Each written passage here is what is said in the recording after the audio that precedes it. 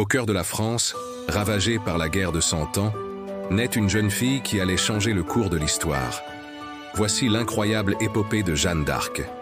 Nous sommes en 1412 à Domrémy, un petit village lorrain. C'est là que Jeanne voit le jour dans une famille de paysans. Son enfance est simple, rythmée par les travaux des champs et la prière. Mais à l'âge de 13 ans, sa vie bascule. Elle raconte entendre des voix célestes, celles de l'archange Saint-Michel, de Sainte Catherine et de Sainte Marguerite. Ces voix lui confient une mission divine, bouter les Anglais hors de France et faire sacrer le dauphin Charles à Reims. Imaginez cette jeune paysanne, illettrée, qui quitte tout pour accomplir ce qui semble impossible.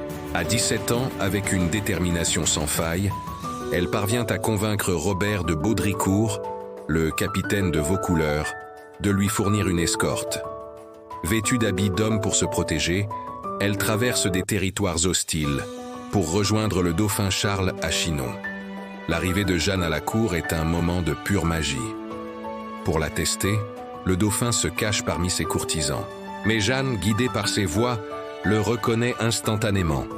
Après un interrogatoire mené par des théologiens à Poitiers, qui confirment sa bonne foi, Charles lui confie le commandement d'une armée.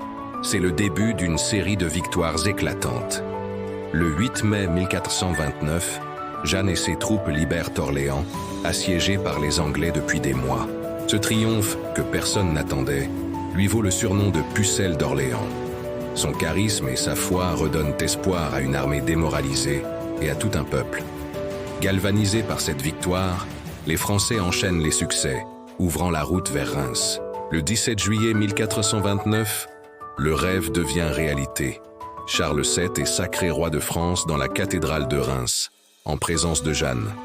La mission divine semble accomplie, mais Jeanne veut aller plus loin et libérer Paris. Malheureusement, l'assaut sur la capitale est un échec. Jeanne est blessée, son étoile commence à pâlir. Le 23 mai 1430, le destin frappe à Compiègne. Jeanne est capturée par les Bourguignons, alliés des Anglais. Ils la vendent à ses pires ennemis pour une somme colossale. Abandonnée par le roi qu'elle a fait couronner, elle est emmenée à Rouen pour y être jugée.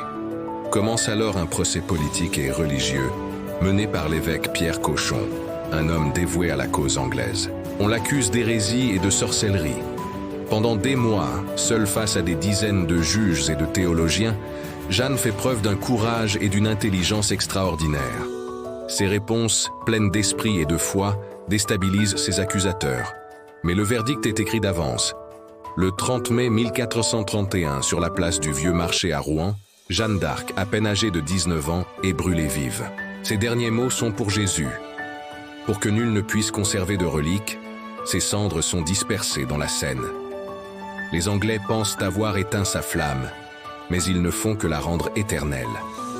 25 ans plus tard, un second procès, ordonné par le pape Calixte III, réhabilite entièrement Jeanne d'Arc et annule sa condamnation. Elle devient une martyre, puis un symbole national. En 1920, elle est canonisée par l'Église catholique, devenant Sainte Jeanne d'Arc. Aujourd'hui, l'héritage de Jeanne est immense. Elle incarne le courage, la foi et l'amour de la patrie. Son histoire continue de nous fasciner et de nous inspirer, celle d'une jeune fille qui a osé croire en l'impossible et qui a changé le destin de la France. Le courage ne meurt jamais. Alors ne laisse pas cette voix s'éteindre. Abonne-toi, aime, partage et enregistre cette vidéo.